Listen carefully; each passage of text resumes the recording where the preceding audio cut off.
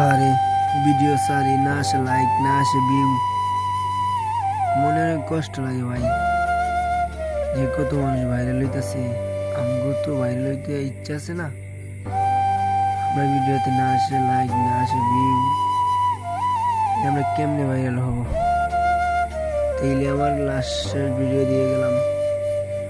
যদি কখনো শুনি ভিডিওটা ভাইরাল হইছে, তাইলে অনলাইন আসবো, না হলে অফলাইন চলে যাচ্ছি, অফলাইন থেকে যাবে। যদি কখনো শুনি আর কি ভিডিও ইউটিউবে ছাড়বো যে ভাইরাল হয়ে গেছে, তখন আবার অনলাইনে আসবো। যদি শুনি ভিডিও ভাইরাল হয় নাই, তাহলে আর অফলাইনে তাকে যাব, অনলাইনে কখনো আসবো না।